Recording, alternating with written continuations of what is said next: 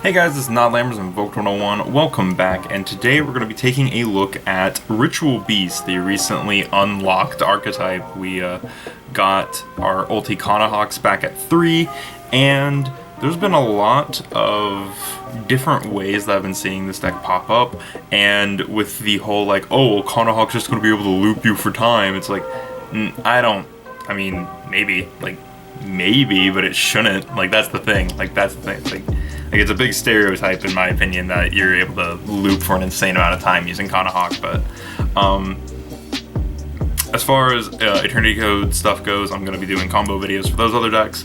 A Madolche deck is coming out soon, and then I will be probably doing a combo video for Ritual Beast as well to kind of show off that it really only takes about 10 minutes max to do the combo. Anyways, before we get into the deck profile, if you're feeling generous and feel like supporting the channel, down in the description there's a few different links you can use to directly support the channel, as well as joining our Discord if you feel like chatting with us. Anyways, I'm going to set these spells and traps and extra deck off to the side and get right into the main deck monsters. Of course, today we are using the Meta Magic mat from Meta Mats, because this mat is gorgeous and I love it.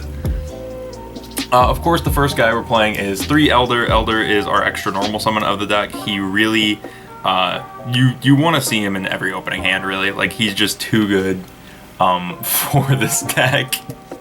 He's too good for this world. But yeah, no, he's just he's really good as far as deck support goes. And then we also have one of the other like insanely strong cards just because of her name. So unlike the other Ritual Beast Tamer, she's a Spiritual Beast Tamer, which means all the Ritual Beast fusions, when they tag out, they can actually summon up to 2 copies of her. And she can also substitute as a Spiritual Beast or a Tamer, which is really nice. So she kind of crosses that thin line there. Then we're playing 2 Lara. Lara is important during times. I actually find Lara to be kind of extremely useful, if that makes a lot of sense. She's needed for a lot of the combos. You really do want to be playing at least 2, because you don't want to be stuck with playing 1 and then open your 1 that's in your hand. Mainly because what she's able to do is on normal summon, she summons back from grave. Oh, a thing, if you're new to Ritual Beast, I don't know, like, if you're new to Ritual Beast and you're picking up this deck because of ulti Kanahawk, a thing to note is that every Ritual Beast monster can only be special summoned once per turn. So they all have like that clause of you can only special summon them once per turn, which puts them on an inherent timer. But yeah. The next one we play is 2 Wen. I know Wen isn't as important, but she does become more important when we add in cards like Dimension Shifter. So because she's able to summon from Banished, she's just like Laura, but she's from Banished. So she's okay. The weakest one is probably Zephyr Pilica. And the reason a lot of people play Zephyr Pilica is because they play Oracle of Zephyra. My alarm just went off. Get that out of here. Anyway, so Zephyr Pilica is exactly like Laura, but it's a Zephyra, so the reason a lot of people do play this one is because they play Oracle of Zephyra. The next, that's actually it for the Tamers. Wow, okay, just burning right through them. Bam. The next one is Ulti Kanahawk. These are all the Spiritual Beasts, and Ulti Kanahawk, not Ulti Kanahawk, that's later. Kanahawk is actually one of the best ones. He is literally just Gold Sarcophagus, but a monster, which is really nice because it lets you, basically lets you get off your Kanahawk effect. Not this Kanahawk, this Kanahawk. So this Kanahawk sets up the other Kanahawk, because of course it does. But yeah, so really good card there.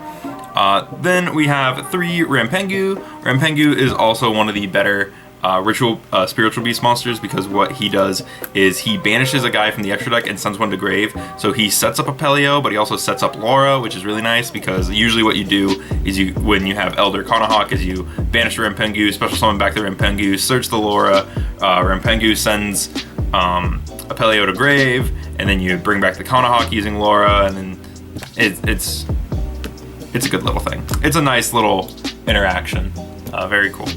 And then we have the one of Spiritual Beasts, one Apelio and one Petalfin. Both of these aren't as important. You only really need one Apelio. If you're using more than one, you're just flexing. And then Petalfin is kind of weak, but he's another name, so you do want to play him. That's the main reason you want to play him, is just in case you do need that name. So it's basically because we can't play a fourth Kanahawk and a fourth Rampengu. That is literally why we don't play these. Although we probably would still play the Apelio because he banishes from grave. Petalfin is able to knock a card from your opponent's control back into their hand. So he's able to bounce a card by banishing a Ritual Beast card from your hand. Not very good, but Apelio has a quick effect to banish a Ritual Beast card, a Ritual Beast monster? Ritual Beast card. Hey, look, that's pretty good. From the graveyard to give all Ritual Beasts that you summon for the rest of this turn like a 500 boost. Or, yeah, 500 boost. Nice. But yeah, so that's it for those guys. For the Spiritual Beast monsters. And then the last card I'm playing is 3 Dimension Shifter. D-Shifter is really good in this deck. It's kind of obvious why, because everything wants to be banished. It's actually easier to recover stuff from the banish than it is the graveyard, and D-Shifter, just like opening him, is really good. So and one of the really cool combos that you can do, you can actually pull off the same Elder Kanahawk combo, like, or Elder Rampengu. You can do every combo, but you just replace Alara for win if you open D-Shifter. Like, it's so good. Like, it literally is the same deck. It's just better because, which is why I like to play 2-1, because the deck does play D-Shifter now. D-Shifter exists, and it makes everything better. I'm actually going to talk about the traps first, so don't scream. I know, it's scary. So we're going to, 3 Steeds, because Steeds is really good. Legit, it's just like the main reason that you would be playing Ritual Beast. Like, if you're playing Ritual Beast, you're playing it to do the Steeds combo. That is, and if you don't know what Steeds does, it says if you control a Ritual Beast monster, destroy monsters on the field, not all monsters, oh my gosh, destroy monsters on the field up to the number of Ritual Beast monsters you currently control. It is super easy to get 6 Ritual Beasts on the field. Like, you just do it in your sleep, essentially, if you know what you're doing. And so Steeds is really easy to accomplish. Like, you can easily pop 3, pop 5. Like, it's so easy, especially when you consider that you can get a card like Ambush into play super easy, because you are almost guaranteed 2 searches in your turn off of Ulti Kanahawk, and it's usually, or actually, you're almost guaranteed 3. You should be doing 3 searches, because one of them's for Lara. But yeah, Ambush, Steeds. Ambush lets you summon a Ritual Beast Tamer and a Spiritual Beast from banished and or graveyard, and then special summon them. So you just get to bring back some dead guys, which is really nice. But it says you can only special summon Ritual Beast after this card is activated, but it doesn't matter because you're doing this on your opponent's turn. So that's actually it for the traps. Before moving forward, though, I do want to mention some other stuff you can play. If you really want to play some more traps, I recommend Macrocosmos and Gozen Match. I think that these cards are really good for Ritual Beasts. I was actually playing Macrocosmos, but Dimension Shifter and Dimensional Fissure, like both those, are much better, in my opinion, because it's not as slow. Those just activate when you see them. This has to wait a while. So, and D-Shifter goes into your opponent's turn, so it kind of works like Macrocosmos. So Macrocosmos just doesn't have a place in the deck, in my opinion, anymore. D-Shifter does exactly what it does, because realistically you're only getting one turn of value out of Macrocosmos, and your opponent can't MST the D-Shifter after it's already been used. So, yeah. But yeah, so that's it for the traps. I just wanted to mention why you would want to play those. So spell cards. The first card, it's on top of the spell card, so I guess we're talking about this first. 3 Perform Pal Popper Up.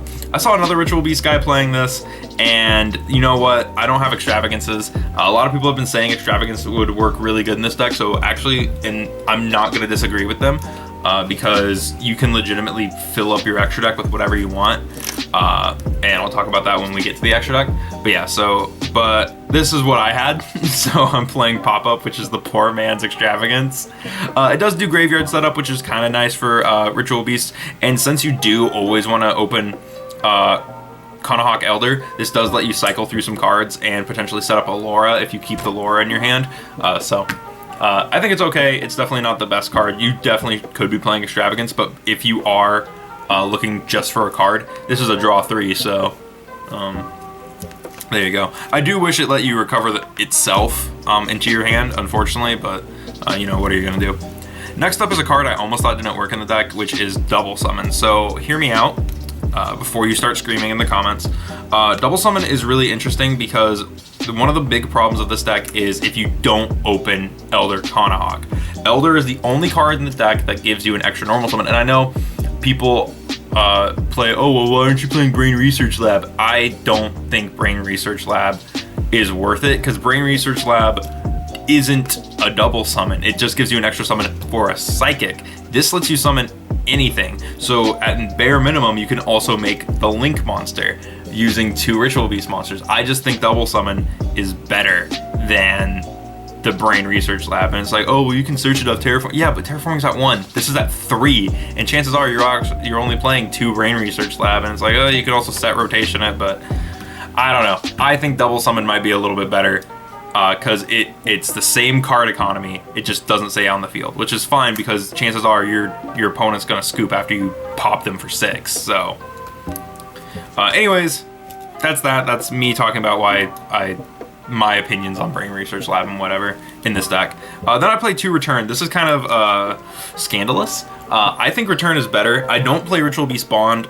If you do want to play Bond, just swap a Return for a Bond. This was another card I was playing in the deck up until recently, but you know, I think Return is better. It is a slight extender because it banishes a Ritual Beast monster from your hand, target a banished Ritual Beast that is banished or in your graveyard, special summon it. This is mostly if you just have a dead Ritual Beast in your graveyard, because what actually ends up happening is Window will end up banished with 2 other Ritual Beast monsters. So if you just have another one, you can spit over there and put the Window back on your board, or put the Window on your board for the first time.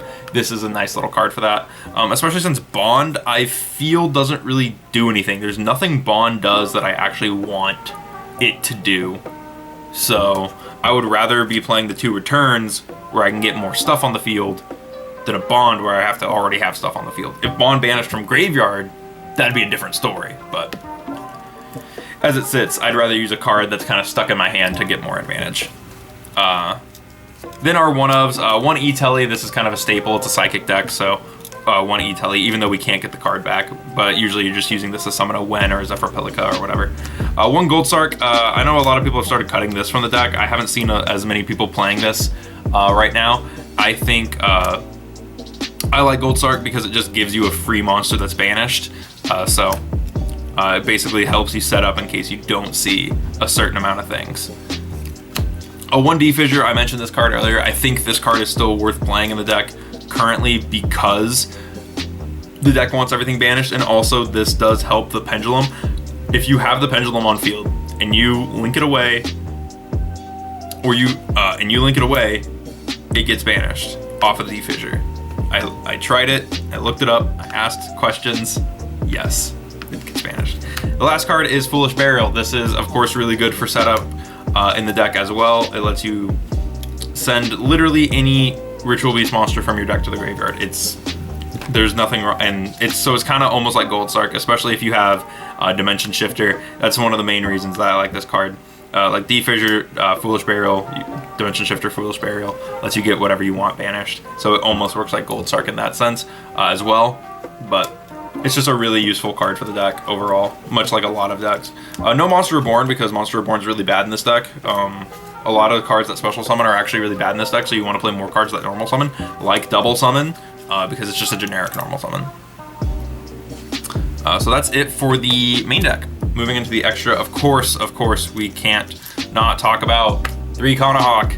And I felt bad because I was watching this one Ritual Beast deck profile from this other guy, and I forget which one it was.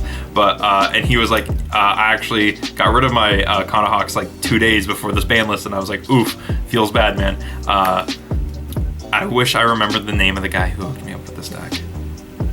Anyway, 3 Ulti Kanahawk is really cool for the deck, basically because you can actually, if you're a bad Ritual Beast player like me, you can actually just keep making Kanahawks, and so it makes messing up a lot less painful, which is what's really nice about it. I'm also playing 3 Ulti Apelio. Even though we are playing only 1 Apelio, it doesn't really matter because they're generic. He's not super relevant, but it's mostly just to banish off of Rampengu. And also, if you're playing Extravagance, then you do want to be playing 3 of this. We were playing 1 Pedal Fin. I can't remember what the combo is, but there actually is a combo that takes advantage of Pedal Fin, and I don't remember what it is. Of course, if you're playing Extravagance, you probably want to play 3 of this. So, but yeah, so there's that. I'm also playing 2 Ulti Gaia Pelio. Again, this is another target that you can use to banish off of Rampengu, just to get a search for a Psychic or a Foolish for a Psychic. And then the final card we're playing is, of course, our boy Ritual Beast Ulti Kumi Falcos. Kumi Falcos gives us an extra normal summon for the deck, as well as a small buff for each Ritual Beast monster that it points to. I think it's like a 400 buff, right? Or is it 200? 600. Ooh, I was wrong. That's a decent little buff. But yeah, that kind of doesn't matter when Kanahawk only has 600 defense, so whatever. But yeah, Kumi Falcos is really good for the deck, and it's a key combo maker for the deck because it lets you keep Kanahawking. It turned a deck that could really only Kanahawk twice into a deck that can Kanahawk, I think, 4 times, I think is how you do it. But I know definitely 3. You definitely get that 3rd Kanahawk using this guy, so.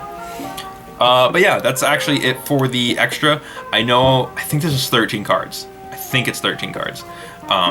So if you played the Pedal Fin, it'd be 14, and then if you played the Gaga Cowboy for game, it'd be 15. So, but I do think this is a 13 card extra deck. 3, 6, 7, 8, 9, 10, 13. Yeah, 13 cards. So yeah, so if you played Extravagance, the only card you have to worry about is banishing the Cowboy to game your opponent. What's really cool about Kumi Falcos is it's a Psychic as well, so you don't have to really waste your Gaia Pelios off of the not the Pedal Fins, the Rampengus. So because you can banish this instead because you play 3 over the Gaia Pelios, but you want to banish the Gaia Pelios because they're not as good. That's it for the deck. Kanahawk. Oh, I kind of didn't explain what any of these did. But anyways, all the Ritual Beast fusions, they're able to tag out, which is the big mechanic, and Kanahawk can search, which is the thing, and none of them are once per turn. At least Kanahawk isn't. So you're able to just like create loops essentially where you Kanahawk like 3 times in 1 turn. But anyways, that's actually it for the Ritual Beast deck. Let me know what you guys thought about this deck in the comments below, because I would love to hear your thoughts. I know that this isn't stock standard. Another thing you could play in this is Wind Witches. I've seen a lot of people playing the Wind Witch deck, or the Wind Witch cards in this deck, to give it a Crystal Wing as a monster negate, which is really cool. So that way you have like a monster negate and then you do Elder Kanahawk, which is kind of neat.